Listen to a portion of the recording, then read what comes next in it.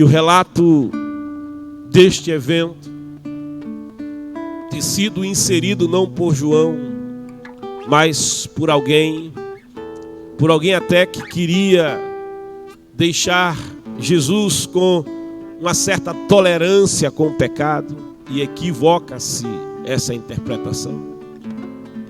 Em verdade, Jesus não é tolerante com o pecado, Deus não é tolerante com o pecado, porquanto diz a palavra que o salário do pecado é a morte.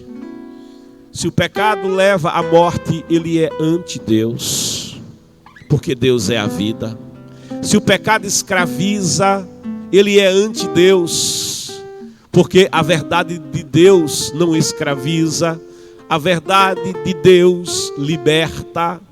Se o pecado destrói, ele é anti-Deus, porque Deus ele não destrói, Deus ele constrói. A palavra de Deus nos assegura no Salmo 127 que se o Senhor não edificar a casa, vão é o trabalho do que a edifica. Deus é aquele que é edificador, Deus é aquele que é o Criador. Se o pecado produz angústia e tristeza e opressão, ele é anti-Deus. Porquanto Jesus ele nos chama dizendo: vinde a mim todos os que estão cansados, sobrecarregados, oprimidos, e eu vos aliviarei. O pecado ele é anti-vida, o pecado oprime, o pecado envergonha, o pecado lança o bom nome de alguém no lamaçal.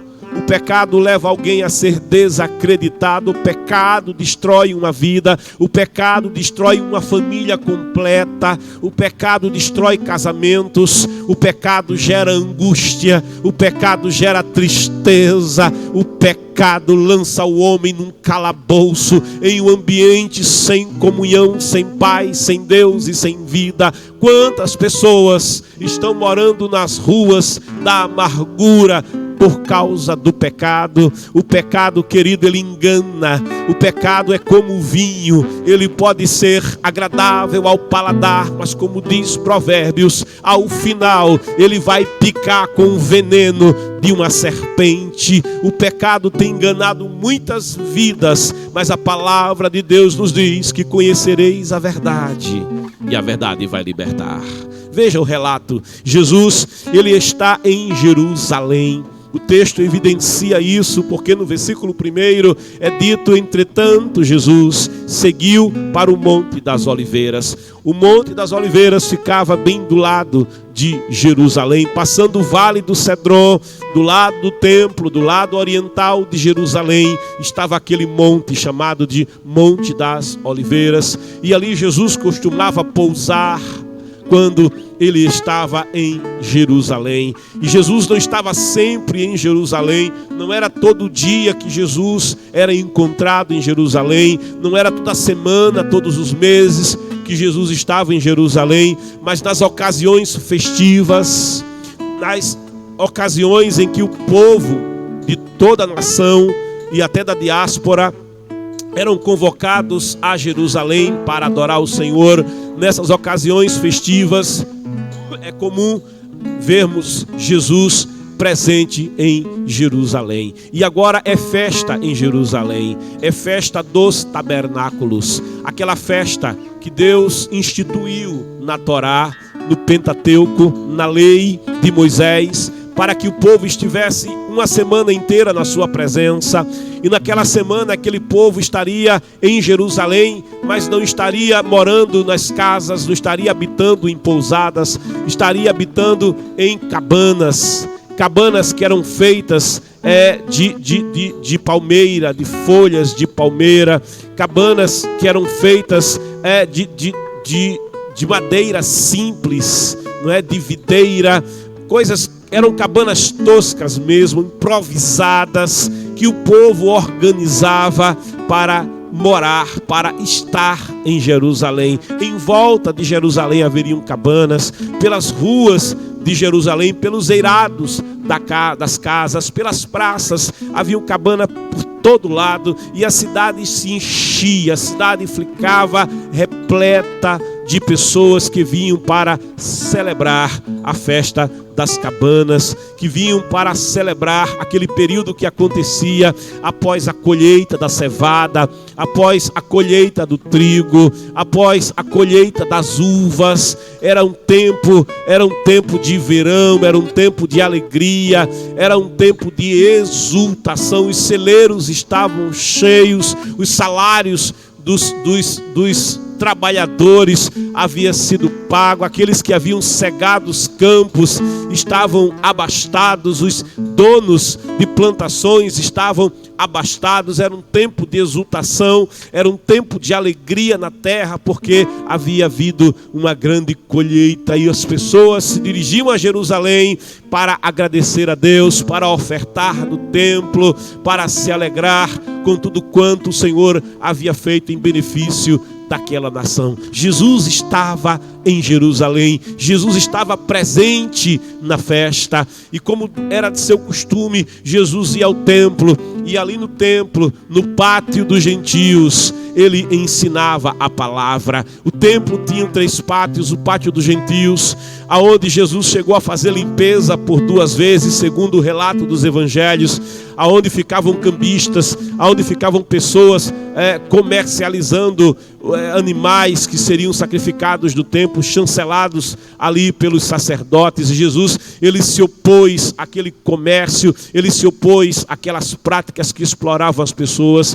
Jesus, ele estava ali naquele pátio. Havia um outro pátio, pátio mais interior, chamado pátio das mulheres, aonde as mulheres ficavam e ali adoravam. Havia um pátio mais interior, que era o pátio dos homens, era o lugar mais próximo do lugar de adoração, do lugar santo, era o lugar mais interior do templo. Eu imagino que Jesus costumava ficar no pátio dos gentios, porquanto ali todas as pessoas, quer homens, quer mulheres, teriam acesso ao Senhor Jesus, teriam acesso à ministração da palavra. Ali, tanto homens quanto mulheres podiam se reunir em volta de Jesus e ali ouviam a ministração. Os fariseus, os saduceus, aqueles que tinham o domínio da religião naqueles dias, se tornaram inimigos e adversários de Jesus, porquanto Jesus já havia dito: olha, vejam os fariseus, faça aquilo que eles fazem,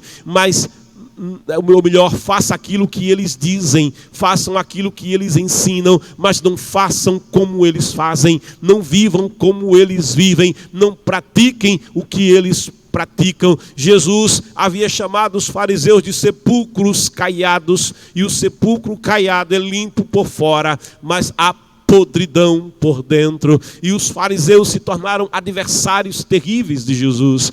Os fariseus, eles são um movimento religioso dentro do povo de Deus, dentro dos judeus, que vai ser originário depois da diáspora, depois que o povo passa pelo cativeiro. Israel, durante séculos, durante mais de 500 anos, foi uma nação idólatra, foi uma nação que rejeitou a presença do Senhor, foi uma nação que resistia a adorar o Deus invisível unicamente. Misturava Israel a sua adoração com Astarote, misturava Israel a sua adoração com os Balaíns, com Baal, misturava Israel a sua adoração com Maloque, com deuses pagãos, com cultos terríveis, com cultos onde havia orgia, onde havia vícios, bebedices. Israel era vitimada por esses cultos, envolvidas por esses cultos que eram atrativos à carne, que eram atrativos ao paladar, aos apetites carnais, e por vezes Israel veio a pecar. Deus, por muitas vezes, ele compara Israel como uma mulher que trai, ele compara Israel como uma mulher que se prostitui, ele compara Israel com a mulher que é adúltera. Você encontra nos relatos proféticos esta visão e esta forma como Deus considerava Israel em sua desobediência e em sua rebelião. A palavra de Deus já nos diz pela boca do profeta Samuel que o pecado de rebelião, de rebeldia e desobediência para Deus, como o pecado de feitiçaria, e a feitiçaria era abominável e é abominável diante do Senhor, de modo que Israel é uma nação que acaba sendo levada para longe da terra que mana leite e mel, é levada cativo para longe da presença do Senhor, e isso vai acontecer por ação da Síria, isso vai acontecer depois por ação da Babilônia, pela ação de Nabucodonosor.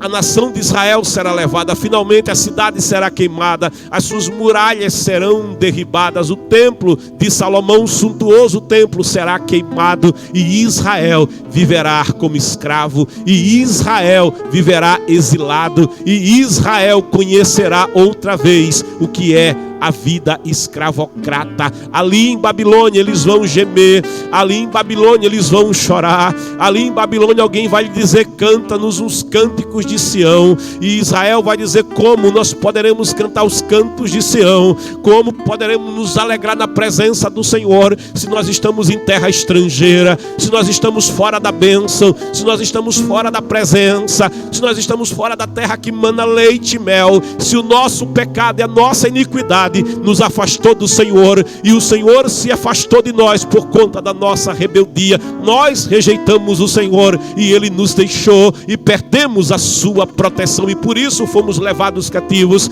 Mas decorridos cerca de 70 anos, um pouco mais, eles são libertos por decreto de Ciro, e voltando o povo, eles vão reconstruir outra vez a nação, eles vão reconstruir outra vez Jerusalém. Neemias irá reconstruir muralhas. Antes Esdras irá estar liderando o povo para um avivamento, de volta ao ensino, de volta à palavra. Zorobabel estará outra vez trabalhando para erigir o templo, uma segunda casa de adoração ao Senhor. Nesses anos em que o povo volta do exílio, eles voltam curados da idolatria, mas então o povo se volta para a lei, o povo se volta para o ensino da lei, e é nesse contexto do zelo pela lei, do zelo pelo cumprimento das ordenanças de Deus, que surgem os fariseus. E os fariseus eram um movimento de zelosos da lei, e eles procuraram viver a lei como que a dizer: nunca mais seremos cativos,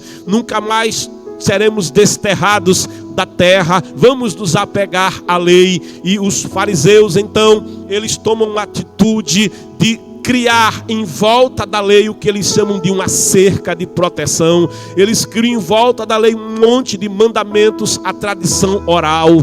Essa tradição visava impedir que o povo se voltasse contra a lei, que o povo deixasse de cumprir a lei. Só que eles vão criando um monte de ordenanças e mandamentos, criando cargas para todos carregarem, que eles mesmos não estavam dispostos a carregar. Eu vou te dar um exemplo. É como alguém que diz assim: se eu dirigir com o farol desligado, eu vou tomar uma multa.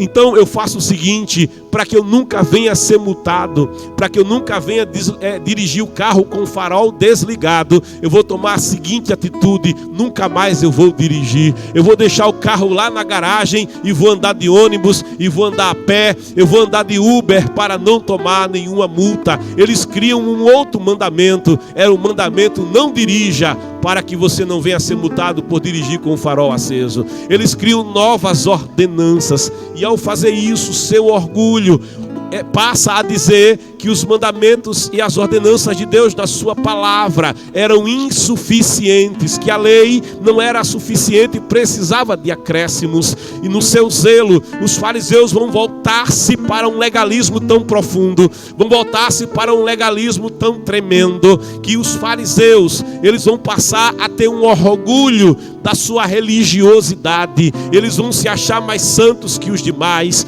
eles vão ser chamados de dos santos e os separados. Eles vão ter tal cuidado que a sua maneira de vestir vai diferenciá-los no meio do povo. Os fariseus só vão casar com os fariseus só vão querer fazer negócios com os fariseus só querem ter convívios com os fariseus. Eles quererão ser mais santos que os demais, eles querem ser mais santos até do que o outro movimento movimento que surgiu nesse período, o movimento dos saduceus, daqueles que eram da família sacerdotal, que tinham benefícios e que haviam se aliado, de certa forma, numa aliança de conveniência política com o Império Romano que dominava sobre aquela região. Mas Jesus, quando surge anunciando o reino de Deus, quando Jesus surge chamando Deus Todo-Poderoso de Abba, de Paizinho, de Painho, quando Jesus surge purificando leprosos, quando Jesus surge curando os paralíticos, quando Jesus surge falando do amor de Deus, ele vinha trazendo uma palavra que os povos, as pessoas que ouviam, as multidões que ouviam, entendiam que Jesus era diferente, e eles diziam: ele é diferente dos fariseus, ele é diferente dos saduceus, a palavra que ele fala é diferente, a palavra que ele fala tem graça, a palavra que ele fala comunica um Deus que tem amor, que nos ama. Ele chama a Deus de meu Pai, e chamando a Deus de meu Pai, ele se coloca como filho do Deus Altíssimo, ele se anuncia como Messias, ele se anuncia como aquele de quem Moisés havia falado, que Deus haveria de suscitar um profeta, na linguagem de Moisés, semelhante a mim, alguém que tinha a graça, alguém que tinha tal comunhão com Deus, porquanto Moisés, ele falava com Deus face a face, como quem fala com o seu amigo, alguém que tinha tal intimidade com Deus. E Jesus passa a ser indicado pelo povo como esse. Não seria esse o Messias? Não seria esse o profeta? Não seria esse aquele que viria para libertar a Israel? E como Jesus, ele se colocava contra a forma como os fariseus serviam, a forma como os fariseus adoravam, a forma como os fariseus se comportavam, porque o comportamento do farisaísmo era um comportamento de aparência, era um comportamento superficial, era apenas religião. Eles se apegavam à lei, mas eles desconheciam o amor de Deus. Eles se apegavam à lei, mas eles desconheciam a misericórdia. Se você olhar comigo o Evangelho em Mateus capítulo 23, no versículo 23, o Senhor Jesus, ele descreve muito bem quem eram os fariseus. Diz aqui: ai de vós, doutores da lei e fariseus. Jesus fala aos saduceus e aos fariseus: ai de vós, doutores da lei e fariseus. E ele chama eles de hipócritas, porque dais o dízimo da hortelã,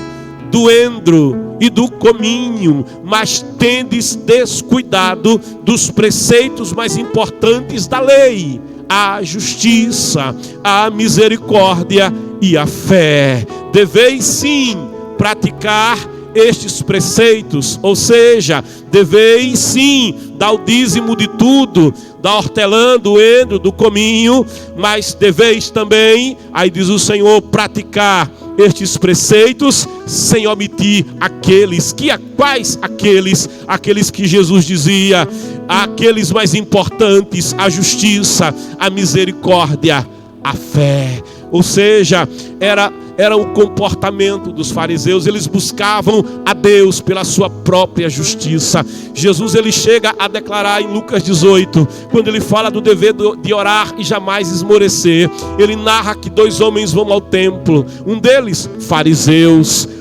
fariseu e o outro publicano. Aqui estava o grande contraste. Jesus está fazendo um forte contraste entre o fariseu e o publicano, porque enquanto que o fariseu era o nacionalista ideal, enquanto que o fariseu era o religioso ideal, era o zeloso da lei ideal, o publicano, ele era aquele do povo de Deus, que era funcionário do Império Romano. Ele era aquele que, sendo do povo de Deus, estava aliado com o opressor e por isso era odiado. O publicano estava ali também para orar, e o fariseu também estava ali no templo para orar.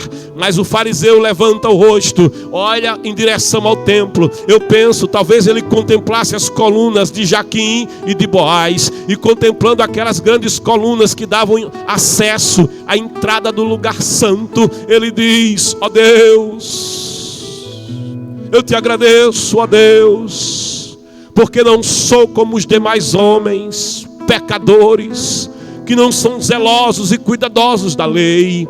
Eu procuro dar o dízimo da hortelã, eu procuro dar o dízimo do endo do cominho, eu procuro fazer tudo certo conforme diz a Torá, eu procuro guardar os mandamentos da Torá e da tradição oral dos fariseus. Eu não sou como os demais homens, eu sou o religioso ideal, eu mereço estar aqui no templo, eu mereço estar aqui na tua presença, mas eu não sou, e dá uma olhadinha assim, eu não sou como esse publicano, pecador, que nem deveria estar aqui no templo.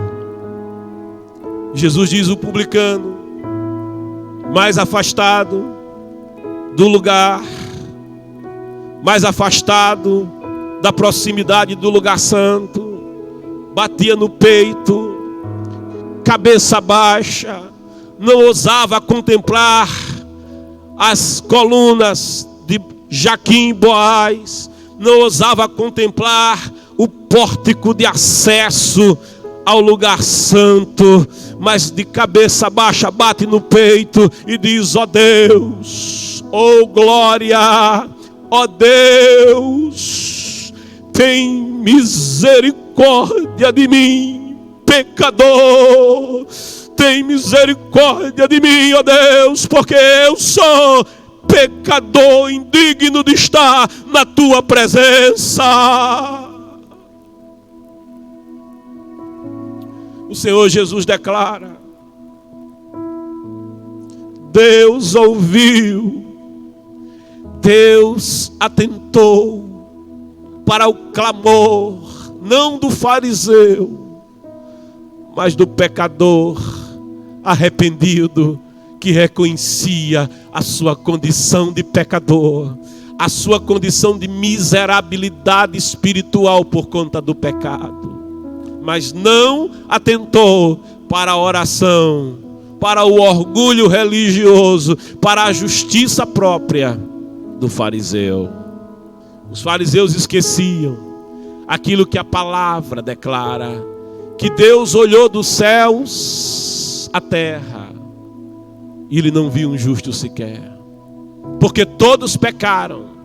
Quando Deus olhou, ele contemplou todas as gerações, de Adão até os dias de Jesus, dos dias de Jesus até os nossos dias, dos nossos dias aos dias que ainda virão. E a palavra revela: porque todos pecaram e destituídos estão da glória de Deus.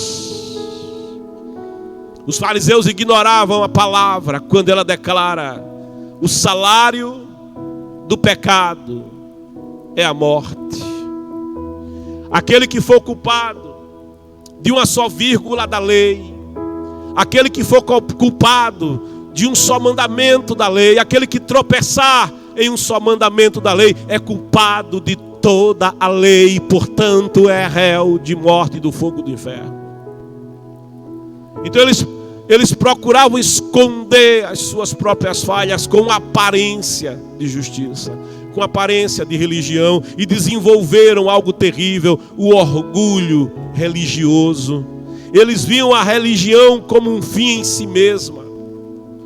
Eles viam a adoração no templo como um fim em si mesmo. Eles conheciam a tradição, eles conheciam as ordenanças, mas eles não conheciam a Deus que deu as ordenanças. Veja o apóstolo Paulo escrevendo acerca dos fariseus, e Paulo foi fariseu. Paulo declara, Filipenses capítulo 3 do versículo 4: embora eu também tivesse razões para alimentar tal convicção, ora, se alguém julga que tem motivos para confiar na carne, ele diz: eu ainda mais. Porque os fariseus confiavam na carne, na justiça própria, nas suas ações como religiosos. Paulo disse: se alguém tem motivo para confiar na carne, eu ainda mais. E versículo 5 ele diz: circuncidado no 8º dia de vida. Veja que privilégio. Circuncidado no 8º dia, exatamente como mandava a lei, filho da descendência de Israel, ou seja, segundo a genética, ele estava na nação certa, descendência de Israel, povo da aliança. Aí ele diz: da tribo de Benjamim, ele era da aliança, da tribo do amado. Hebreu de hebreus, veja, filho de hebreus, hebreu, filhos de hebreus, ou seja, ele não era mestiço, ele era genuinamente um hebreu. E ele diz: quanto à lei, fariseu, quanto à lei, zeloso, quanto à lei do partido radical. E ele diz aqui no versículo 6: quanto ao zelo, persegui a igreja, quanto à justiça que há na lei, irrepreensível. Todavia, aí Paulo vai dizendo: o que para mim era lucro, essas coisas, a tradição, a religião, a justiça própria, todavia o que para mim era lucro, passei a considerar como prejuízo por causa de Cristo. Mais do que isso, compreendo que tudo é uma completa perda quando comparado à superioridade do valor do conhecimento de Cristo Jesus, meu Senhor, por quem decidi perder todos esses valores, os quais considero como esterco, a fim de ganhar Cristo e ser encontrado nele, não tendo por minha a justiça que procede da lei, mas sim a que é outorgada por Deus mediante a fé. Glória. Paulo está dizendo: eu troquei a autojustiça pela justiça que vem de Deus pela fé. E ele diz: para conhecer Cristo e o poder da sua ressurreição e a participação nos seus sofrimentos, identificando-me com ele na sua morte, com o propósito. Paulo tinha um alvo. E o alvo de Paulo não era a lei pela lei, não era a religião pela religião, não era o farisaísmo pelo farisaísmo, a autojustiça pela autojustiça, mas Paulo diz: com o propósito de, seja como for a ressurreição dentre os mortos, nela está presente. E Paulo, na sua humildade, diz: não que eu já tenha alcançado tudo isso, ou seja, perfeito. Paulo não se considerava perfeito. Entretanto, vou caminhando, e aqui está no gerúndio, eu estou fazendo, vou buscando alcançar aquilo para que também fui alcançado por Cristo Jesus. Os fariseus, inimigos de Jesus, fizeram a artimanha de mandar prendê-lo naquela festa. E quando os soldados foram prender Jesus, porque eles queriam calar a voz de Jesus, porque eles ficavam em má situação diante das verdades que Jesus ensinava ao povo, eles queriam calar a voz de Jesus. Irados, ciumentos, invejosos de Jesus, eles enviaram a guarda do templo para prendê-lo naquela festa, festa dos tabernáculos, festa das cabanas. E quando os soldados foram prender Jesus, caminhando em direção a Jesus, eles iam ouvindo a pregação de Jesus. Caminhando em direção a Jesus, quem sabe eu penso, eles ouviram quando ele declarou: eu sou o pão da vida. Oh, aleluia. Caminhando em direção a Jesus, eles ouviram quando ele declarava: quem sabe eu sou a videira verdadeira. Caminhando em direção a Jesus, quem sabe eles ouviram quando ele declarou: eu sou a ressurreição e eu sou a vida. Aquele que vive e crê em mim jamais morrerá, e aquele que crê em mim, ainda que morra, tornará a viver outra vez. Quem sabe eles ouviram Jesus dizer: eu sou a porta das ovelhas, aquele que entrar por mim entrará e sairá, e vai encontrar vida, e vai encontrar saída, e vai encontrar salvação. Quem sabe eles ouviram quando ele declarou: eu sou o bom pastor, e o bom pastor, ele dá a sua vida pelas suas ovelhas. Quem sabe eles ouviram com a alma sedenta quando ele ficou em pé e disse: quem tem sede, venha a mim e beba. Porquanto havia dito o salmista no Salmo 42: a minha alma tem sede, a minha alma tem sede, a minha alma tem sede, mas é sede de Deus. E eles tinham sede e ouviram quando ele declarou: quem tem sede, venha a mim e beba. Ou a água para descedentar a sua sede. Eles ouviram a palavra, eles sentiram refrigério, e o capitão daquela guarda que ia buscar Jesus, ia ouvindo a palavra, e a palavra ia penetrando o seu coração e a sua alma. Os soldados que o acompanhavam eram impactados pela palavra, e aquele pilotão parou a poucos metros de Jesus. Ouvindo Jesus, aguardavam uma ordem. Ouvindo Jesus, aguardavam uma ordem do capitão que dissesse: prendam ele. Mas a boca do capitão não abria, a garganta estava embargada, os olhos tinham lágrimas, e ele não pôde dar ordem: prendam Jesus. A ordem que ele deu foi, quando ele terminou a sua prédica: meia volta, vou ver. E eles deram meia volta e tornaram de volta, e chegando diante dos superiores, foram interrogados. E se lhes perguntou: aonde está o homem? Aonde está o homem que mandamos prender? E eles disseram: ele não está conosco. Por que não o prendestes? E eles disseram: porque ninguém jamais falou como este homem. Ele estava dizendo: ninguém é como este homem. Ninguém ensina como ele ensina. Ninguém fala como ele fala. Ninguém toca a alma como ele toca. Oh, aleluia. Eles não puderam prendê-lo, mas eles queriam prender Jesus. E Jesus, depois desse evento, foi dormir lá no Monte das Oliveiras. E dormindo no Monte das Oliveiras, diz o texto, ao amanhecer, ele voltou ao templo, e todo o povo achegava-se ao seu redor. Então ele se assentou, ele lhes ensinava. Jesus estava ensinando a palavra naquela manhã, logo cedinho. Logo cedinho ele estava no pátio, ensinando as pessoas. E diz o texto: os escribas e fariseus, os inimigos de Jesus, trouxeram até ele uma mulher surpreendida em adultério.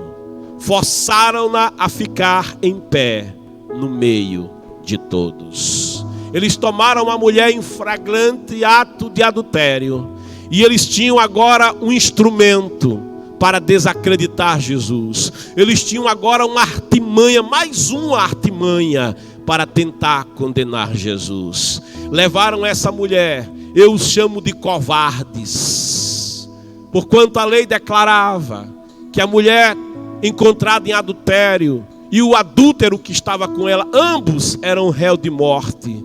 Mas eles eram covardes. Eles não levaram o adúltero, levaram apenas a adúltera. Eles pegaram apenas aquela que era mais frágil e a levaram consigo, humilhada. Eu não sei se aquela mulher teve tempo de se vestir, porque foi no ato flagrante que ela foi pega.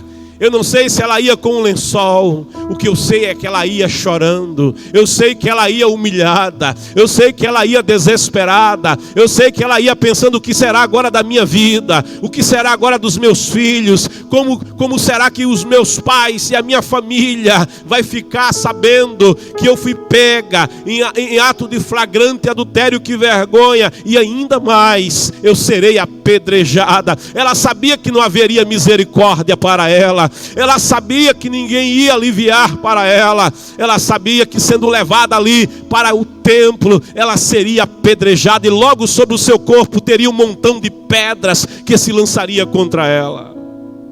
Os zelosos, os santos e separados iam fazer justiça naquela manhã, mas eles foram até Jesus e levaram-na até Jesus. Eu penso que foram empurrando aquela mulher. Ela foi chegando aos tropeções.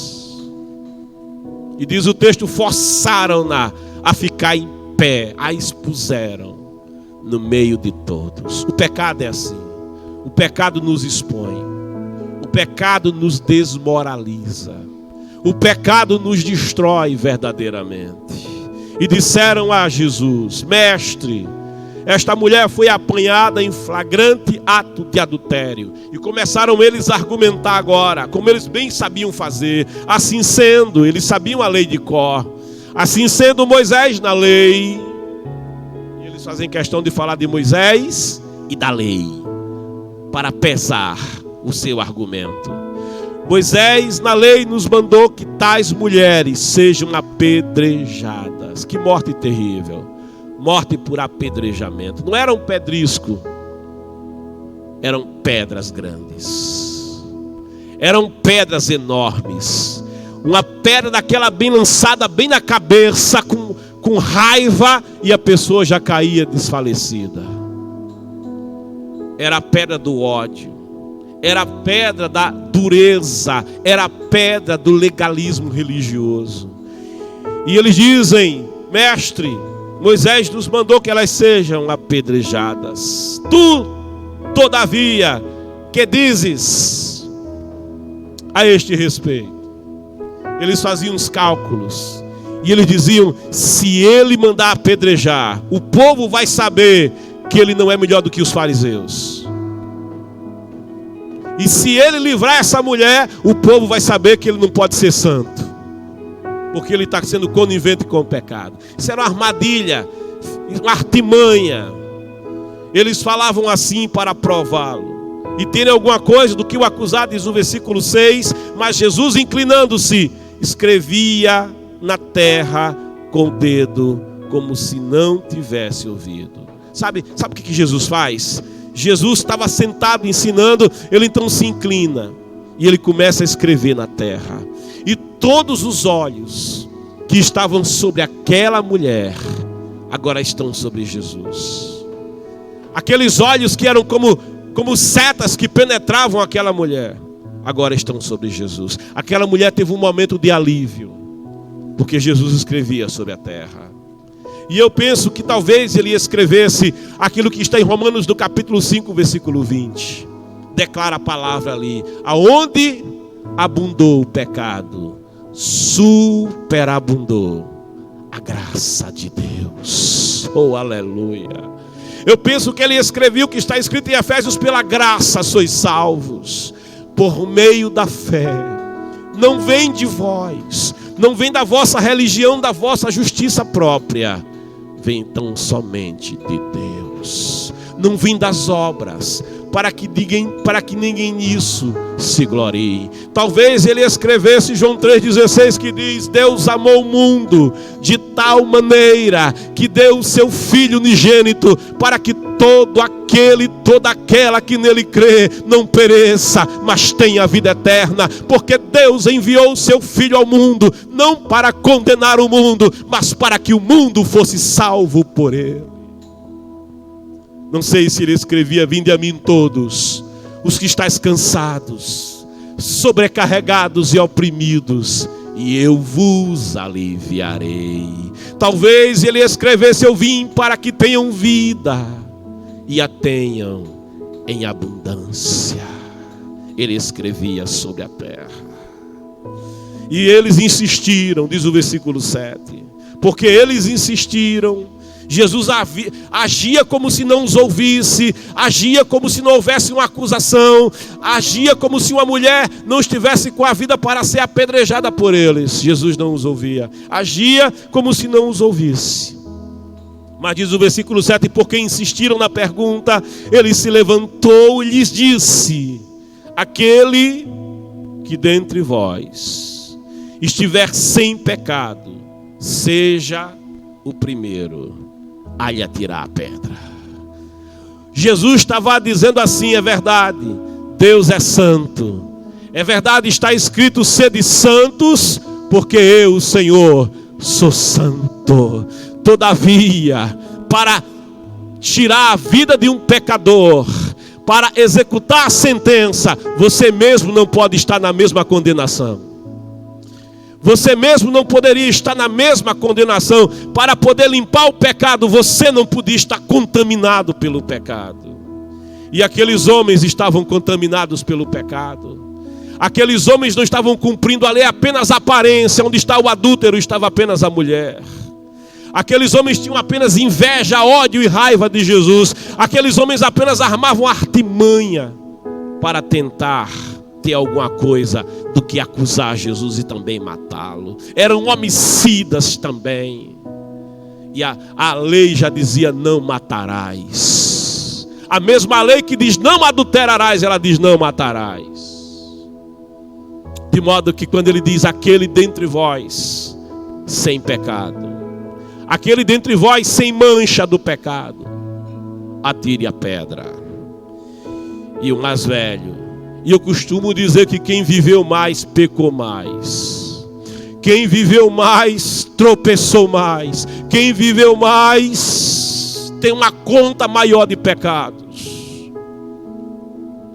O mais velho sente o peso da sua iniquidade, sente o peso do seu pecado. E sentindo o peso, já pesava mais do que a pedra, a grande pedra que ele tinha nas suas mãos para tirar na cabeça daquela mulher. Aquela pedra pesava, mas o peso do seu pecado das suas costas pesou muito mais. E a sua consciência o acusou. E o mais ilustre e honrado entre eles, discretamente deu as costas, largou a pedra, saiu de cabeça baixa naquela manhã. E os demais que o seguiam, que o acompanhavam, foram sentindo o peso dos seus pecados, porque o salário do pecado é a morte. E diz Salomão: não há homem que não peque, porque todos pecaram e destituídos estão da glória de Deus. Eles foram se retirando, um por um, um por um, um por um, e a mulher ficou só. Oh, aleluia! A mulher ficou só, pecadora, humilhada sim, réu de morte sim, mas ela estava na presença do juiz de toda a terra. Ela estava na presença daquele que é santo, daquele que é Senhor. Ela estava na presença daquele que veio dar a sua vida em resgate do pecador perdido. Eu vim buscar, eu vim salvar aquilo que estava perdido, a mulher. Oh, aleluia! É aquele pastor que vai em busca da ovelha que se desgarrou. Ele é aquela mulher que o figura procurando a dracma perdida. Ele é o pai que aguarda a volta do filho pródigo, sujo, lamacento pelo pecado, fedido pelo pecado, mas que o pai está disposto a receber de volta. O pecador arrependido. A palavra diz: se confessarmos os nossos pecados, Ele é fiel, porque Ele não muda. Nós é que somos infiéis, mas a palavra diz: Ele permanece fiel. Ele é fiel e justo. Ele é justo porque o preço do resgate foi pago por Ele mesmo. Ele é fiel e justo para nos perdoar os pecados e nos purificar de toda injustiça. A mulher ficou só e novamente inclinou-se e escreveu na terra enquanto eles saíam. Então aqueles que ouviram isso, sendo convencidos por suas consciências, diz o texto, foram se retirando um por um, começando pelos mais velhos até o último. Jesus foi deixado só e a mulher ficou em pé, onde estava naquele julgamento. Quando Jesus se ergueu, já não tinha mais ninguém. Não tendo mais ninguém além da mulher, disse ele a ela: mulher, onde estão aqueles teus acusadores? Ninguém te condenou? Oh glória! Ninguém te condenou, mulher? Aleluia! Oh glória! Ninguém te condenou? Disse ela: ninguém, Senhor. Porque a palavra de Deus é a verdade. Todos pecaram e destituídos estão da glória de Deus. E a religião não pode salvar. Tradição religiosa não pode salvar. Ato de autojustiça não pode salvar. Fazer caridade não pode salvar. Ninguém te condenou. Ninguém, Senhor. Ninguém, Senhor. E assim lhe disse Jesus: nem eu, oh glória. Nem eu te condeno porque você errou o alvo. Nem eu te condeno porque você tropeçou. Nem eu te condeno porque você tomou essa decisão terrível de trair seu marido. Nem eu te condeno. Agora, pecador que encontra com Jesus precisa mudar de vida.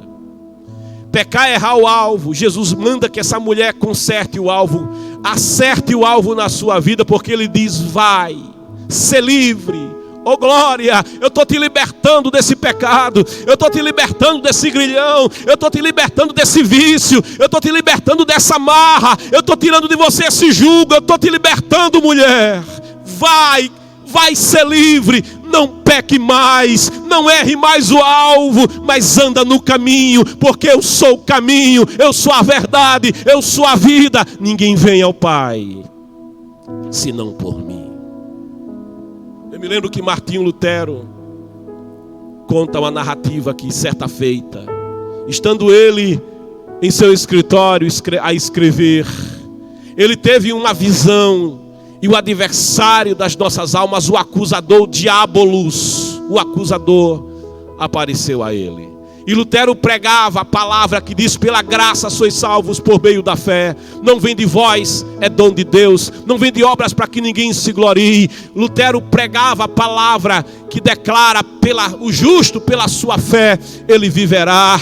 Lutero pregava a salvação em Cristo Jesus mediante a fé, não mediante tradição religiosa, não mediante pagamento de indulgências ou qualquer ato de religião, mas tão somente pelo sacrifício, pela eficácia do sacrifício de Cristo na cruz do Calvário. O inimigo apareceu a ele e disse: você diz que é salvo, você prega que tem salvação, pois está aqui esse rolo. E quando entregou a Lutero, ele abriu o rolo. Estavam ali os pecados da sua vida antiga. Ele foi lendo, foi se angustiando. Ele foi lendo e foi lembrando de todos os seus muitos pecados da sua vida antiga. E muito angustiado já estava, envergonhado daqueles atos. E o Diabolus disse para ele: não terminei não, tem mais. Foi no inferno, voltou, trouxe outro rolo e apresentou para ele. Se você diz que é salvo, olha para aqui. Ele olhou. Estavam outros pecados da sua vida, mais recentes, estavam ali. E ele sentiu-se envergonhado e sentiu angústia por causa daqueles atos que tinham praticado. Mas o adversário disse: não terminei. Foi e voltou e trouxe outro rolo e diz: olha para aqui. Estavam os últimos pecados praticados por Lutero até aquele dia em que ele recebia aquela visita nefasta e terrível. Estão aqui os teus pecados. E Lutero disse: verdadeiramente eu pequei. E orou ao Senhor e disse: Senhor, eu te confesso todos estes pecados meus, porque eu sou pecador. E naquela hora o Espírito Santo ministrou-lhe uma palavra no coração, 1 João 1,9. E ele se alegrou com aquela palavra, tomou a tinta da caneta, da pena, procurou uma tinta vermelha, enfinhou aquela pena e escreveu no primeiro rolo dos seus pecados mais antigos. Depois repetiu a escrita no segundo rolo, depois repetiu a escrita no terceiro rolo dos seus pecados mais recentes e entregou ao acusador. E quando o acusador leu, estava escrito: se confessarmos os nossos pecados, Ele é fiel e justo para nos perdoar os pecados e nos purificar de toda injustiça. E ele disse: vai embora, Satanás, porque eu sou salvo na pessoa bendita de nosso Senhor e Salvador Jesus Cristo. Oh, aleluia. Querido, sola gratia, sola gratia. O salário do pecado é a morte, mas te é oferecido nessa manhã a salvação de Deus por Cristo Jesus o Senhor. A pecadora foi levada até Jesus. Venha a Jesus nessa manhã e confessa os teus pecados.